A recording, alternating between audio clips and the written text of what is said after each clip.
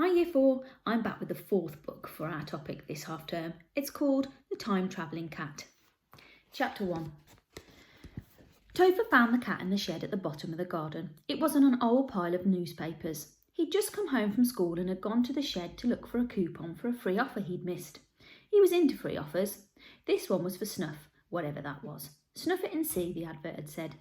Anyway, he'd found the papers easily because his dad was a tidiness fanatic, and there in a box labelled Old Newspapers was the cat, curled up like a Chelsea bun. The spiralling lines of her sleeping body had a golden glow, and the gold was flecked with black and white like currants and sugar. She was beautiful, the most beautiful cat he had ever seen, and yet strangely she seemed familiar. She had tabby markings, but she wasn't mostly grey like ordinary tabbies. She wasn't an ordinary anything. He should have known that from the start. Right now he simply bent down to stroke her. It was odd how he was sure she was a she, and he forgot the snuff, the newspapers, everything. You're very thin, Puss. She opened an amber eye. It was like a warning light. Your ears are enormous, and her tail seemed too long for a body. Ow! It was a loud cry for a small cat, more a wail than a mew. He scratched between her ears and she stood up, stretched, arched, her tail like an exclamation mark. Meow! Meow! Both eyes were open now, and her mouth. Are you hungry, cat? Stay here then, I'll get you some milk. He closed the shed door, though he was sure she could have followed him, but he wasn't sure what his dad would say. He'd be home shortly. 6 months ago he wouldn't have noticed whether there was a cat in the house or not, but he'd changed. Everything had changed. His dad used to be a real absent-minded professor. He worked at the university. Now he seemed to want to control everything. You only had to look at the weedless border by the path, at the dead daffodils all tied up in neat bundles, and the pruned rose bushes. Didn't cats dig in gardens? There wasn't any milk in the fridge, so he had to get it from the front step. Sunlight shone through the stained glass in the door, throwing coloured patterns onto the white and black tiles. Outside, a dog was peeing against a plane tree, deepening the yellow of the patchy bark, and the little kids were racing past on trikes. It would be nice to have a cat, better than coming home to an empty house. Over the road, a pigeon cooed from the chimney pot shaped like a tall crown. There were old-fashioned terrace houses in Arbuton Road. Topher liked the higgledy-piggledy roofline. Hi! It was Lisa from number 47. He closed the door smartish. Lisa was like a Barbie doll. Back in the kitchen, he carefully filled a saucer and carried it down the garden path to the shed. For a miserable second, he thought the cat wasn't there. Then she leaped from a shelf to greet him, purred ecstatically as she rubbed around his legs. He put the milk on the floor, and she lapped hungrily, splashing it over the edge.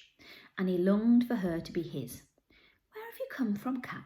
You're a stray, aren't you? He couldn't bear her to belong to anyone else. She had to be his. Then suddenly he changed his mind, remembered. The sadness was back, like a stone in his throat. Shoo, cat! He opened the door. She looked at him, her eyes round with astonishment. There was a little beard of milk on her chin. Shoo! He waved his arms. Ow! She wound round his legs. I'm yours, Topher, yours. He had to laugh at himself, imagining her speaking to him. Oh, no, you're not. Scat cat. Ow! Ow! I'm yours, Topher, yours. He wished he hadn't given her milk. There was no point in getting attached. Skedaddle! And he clapped his hands. She must go, now. But she wouldn't go. She sat down and started to wash the tip of her tail, so he picked her up and plonked her outside the shed and closed the door. Then he ran back to the house, remembered there was a lot of post and it was all for him. He'd sent for some things from a book called Free Stuff. It was a bit of a swizz because only a few things were free, just a leaflet about sign language for talking to the deaf, and another one about a language called Esperanto. These had come, and so had the postcards of a dinosaur called Claus. He had to pay for the postcards, but they were really worth it. The dinos had only just been discovered in Surrey, not far away really. It had been in a clay pit for 124 million years, till a man who worked there found it. Imagine that, finding a dinosaur. He was trying to when he heard the front door go. He looked at his watch. 6:15 exactly. It had to be his dad. Topher timed him. 15 seconds to hang up his suit jacket on the hall stand and look in the mirror. 10 seconds to loosen his tie. 5 seconds to see if there was any post, and 3 to stride up the hall. Then he was in the kitchen doorway, rolling up his sleeves. Hello, Topher. Good day? Ah, there's the post. Anything for me? Topher shook his head. Sometimes their letters got muddled. It was having the same name that did it. Christopher Hope. His dad was called Chris and he was called Topher. But that didn't usually help with letters. The same but different names had been his mum's idea. But Topher didn't want to think of her. He was training himself not to. Now his dad was putting on a plastic apron. It had pigs on it and it didn't suit him. He was a tall, serious man with dark-rimmed glasses. He was peering through them at a list on the wall. Now, what's for the trough today? Making jokes didn't suit him either. Tuesday, spaghetti bolognese. He got some mince from the fridge. Tuesday, spaghetti. Wednesday, chops. And so on. Every week the same. We've got to have a system, son. Then we can cope. He said it every day. Your mum would have wanted us to. And every day Topher wanted to shout, "How do you know?" But he didn't.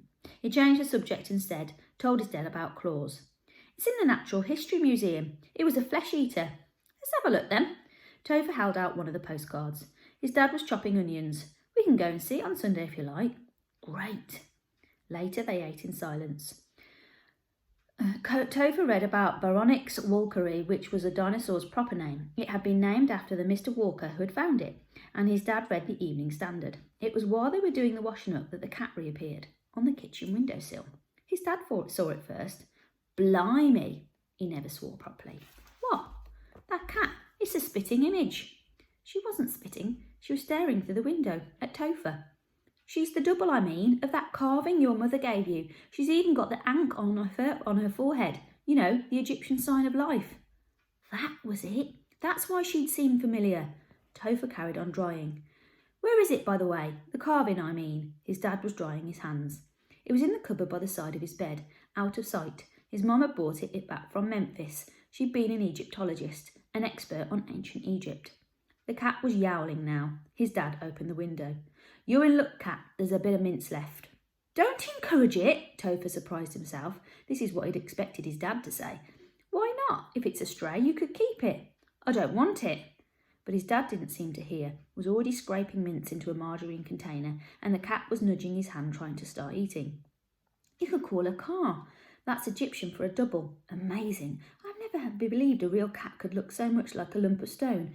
Onyx, isn't it, the carving? Sardonyx. Onyx is black and white. The Egyptian cat was black and white and reddish gold, and the cat splattering sauce on the kitchen floor looked amazingly like it.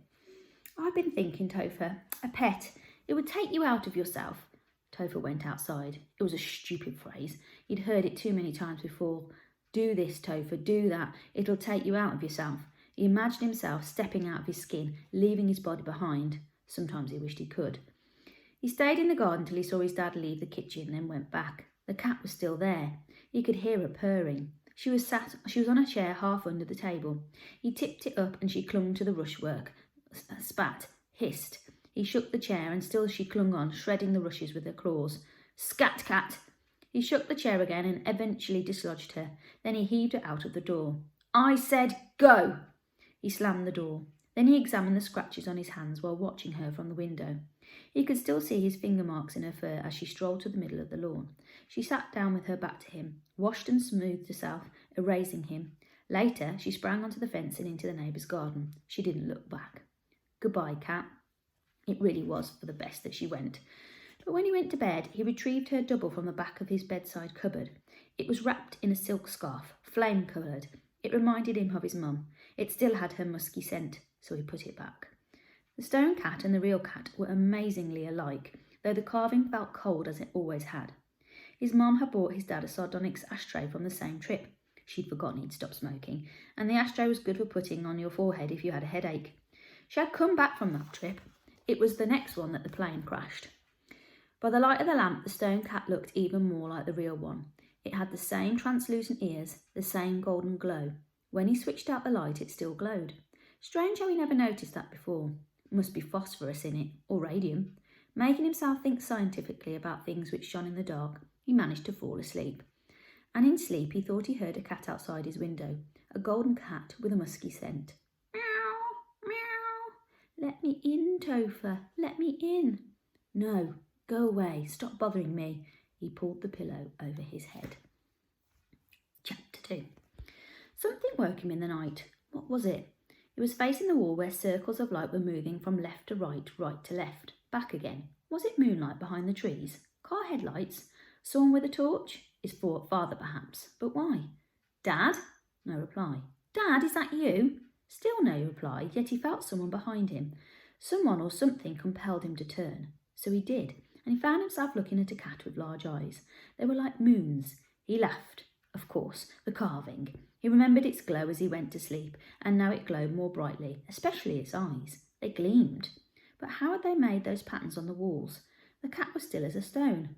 Was stone. Meow, touch me. No, I don't want to. Meow, touch me. A talking cat. Voices in his head? This was ridiculous. He must be dreaming. Pinching himself awake, he sat up, turned away from the cat. And there on the wall were the circles of light, moving again, from left to right, from right to left, again and again, hypnotising him. But the voice behind him was even more compelling. Meow, meow, touch me, Topher, touch me, I'm yours. Then he turned and touched her, touched Car, and felt his fingers sink into fur. Chapter 3. He must have cried out because at breakfast his dad said, "Did you have a nightmare, son? I thought I heard you in the night." Fortunately, he didn't want an answer. He was rushing round getting ready for work, and Topher remembered him coming into his bedroom, switching on the light, and he remembered the fur beneath his fingers turning back to stone. Had it been a nightmare? But the fur felt so real. With daylight and cornflakes, reason prevailed. Wasn't it more likely that the stray cat had returned, that Car had returned, that she had got inside his room and mingled with his dreams? But how and where was she now? And wouldn't she have left some sign? Now Topher longed for her, longed to feel her fur on his fingers. It was as if touching her had kindled something inside him, something he thought he'd lost forever. He had to find her again. Toast in hand, he ran upstairs. "Steady on, son," his dad was coming down. There must be something, paw print perhaps? The stone cat was beside his bed. Could the real cat have pushed the stone one aside, taken its place, sat in front of it on the little white table? If it had left no sign, not so much as a hair. This morning the stone cat seemed dull, lifeless, and he remembered the lights moving across the wall. Even a real cat's eyes didn't give out beams, but there was a mirror on the wall. Could that have reflected the cat's shining pupils? Had it moved its head from side to side? He needed to think, but his father was calling. "Topher!" He ought to be going. "Topher, it's 8:30. The sash window was open at the bottom, so she could have climbed in. She must have. There was a roof below the window and the garden wall beyond that. It would have been easy. "Topher, don't forget to close your window." The front door banged shut. His dad was afraid of break-ins. There had been a few lately. Nevertheless, Topher left the window open, and he looked for the cat all the way to school. How could he have chased her away? Archway was a busy built-up area, with houses as far as you could see. It was hard looking for a cat with so many people on the pavements, and pushchairs and dog poop, and he needed all his wits crossing the roads. But what really surprised him was about how many cats there were. Dozens. Smooth ones, fluffy ones, gingers, tabbies, black with white socks, white with black socks, and a scruffy white one with a pirate patch. In Cressida Road, a black one crossed his path. Topher hoped it meant good luck. Car, how he longed for her. How rotten he'd been. No wonder she'd gone. Oh no. He forced himself to look at the dead one in the gutter. It wasn't Car. As he got nearer to school, there seemed to be more dogs than cats, smart ones with smart owners in tracksuits. They were probably on their way to the disused railway line behind Stanhope Gardens. It was great there. He used to go a lot with his friends, when he still had friends. It seemed a long time ago. He and Dylan Barnes had seen a fox once. Yes, and cats. That's where she'd be. There were lots of cats there, semi-wild they were. He'd go after school. Then, Car. He thought he saw her behind a wall, but it was the little tortoise shell. It came and rubbed against his legs, purred. It was nice, but it wasn't Car, and doubt came into his head about finding her on the railway line. He just couldn't imagine her living rough, catching her own food. Car was a demanding, looked-after sort of cat. She had an imperious air. Car, how the name had stuck. He didn't really want to go to school. Couldn't remember ever seeing a cat in St Saviour's playground. They had more sense. But here he was now. "Hi, Topher." Hayley Smedley was swinging on the gate. Balls hurtled in all directions, bouncing off the rusty railings, till the whistle went and everything froze. Then Mr Westlake blew the whistle again and Topher joined 6C's straggling line. "What happened to you then? I waited for ages." It was Dylan. They sometimes met on the way to school. "I was looking for my cat." "Didn't know you had a cat." "You missed a good game, Hope. That was Titch Warren. Quiet there." They were supposed to walk in quietly. No problem. He didn't feel like talking. After register, Miss Crabbe told them about a new girl. She was going to join 6C the following week. Ellie Wentworth was deaf, she said, but she had a hearing device which helped a bit. Her teachers would have to wear a special device too, to amplify their voices during the lessons, and Ellie would have to sit near the front. They would all have to listen carefully and speak clearly. Topher thought about the free leaflet he'd sent for, wondering if she knew sign language, but mostly he thought about Car. He couldn't see out, the windows were too high, but he couldn't stop thinking about her. Dylan got really narky in design and technology. They were supposed to be designing a vehicle together using an egg. I just asked you what we should make the axle out of, and do you know what you said? Topher had no idea. You said stone. Stone? I think you're stoned. I don't know what's the matter with you lately. He went off to work on his own. Topher didn't blame him. All he could think of was car. In library they had to look up words in the dictionary. He went to look up car, but it wasn't in. Then he found a book about ancient Egypt. He couldn't find it there either, but the book was interesting. The Egyptians were really weird. They thought dead people came alive again after they were buried, and that they carried on exactly as they had in their first lives. That's why they preserved their bodies as mummies, and why they took all their things with them, even their pots and pans for cooking, and little statues of their servants who came alive and looked after them again in the next life. Statues coming alive. It was balmy, and yet... He flicked over a few pages and there it was. Car. The words seemed to jump out of the page. Car. Every living creature has a car or physical double which protected it during its life on Earth. Sometimes it was a statue and they kept it in a special place. He copied it into his rough book. To confuse him even more, in science Dylan got old Charlie on his favourite topic of relativity. Old Charlie's favourite topic, that is. He went on and on about time and space and his hero Albert Einstein. He said if you travelled millions of light years you could come back younger than when you went away, and he finished as he always did, just as the bell went. So if Albert Einstein is right, boys and girls, last Wednesday still exists. Think about it. And Topher did. He thought about it as he walked along the overgrown railway line, which he decided to search anyway. He thought about it as he walked home down Arbourton Road, carless. If last Wednesday still exists, where is it? And what about all the other Wednesdays and the people who lived in them? Are they alive or dead? He thought about what the Egyptians thought, and he wondered if somewhere light years away they still existed. Mostly, he thought about Car. She wasn't at home. She wasn't in the house or the garden. It seemed cold inside, though the central heating had come on. He went out into the street again and asked everyone he saw, describing her in detail, but nobody had seen a cat like Car. He put a lost cat notice in the window of Angelo's stores. Coming home, he met his dad and asked him. He told him he'd changed his mind about keeping her. His dad said they could get another cat if Car didn't turn up. Topher said he didn't want another cat. Later he asked his dad about relativity and time travelling, but his answer didn't make sense. He said there was a book Topher could read when he was older. Feeling stupid and hopeless, Topher went upstairs. His bedroom window was still open. Pushing it up higher, he leaned out and called again. 3 doors away, a woman was watering plants on her roof terrace. The ginger cat beside her looked up. The stone cat was on the cupboard. What had happened last night? Had Car really returned, or had it been a nightmare? That was an unbearable thought. To put it out of his mind, he tried to read for a bit. Then he switched off the light. The stone cat didn't even glow, but when he woke in the night, it was gleaming.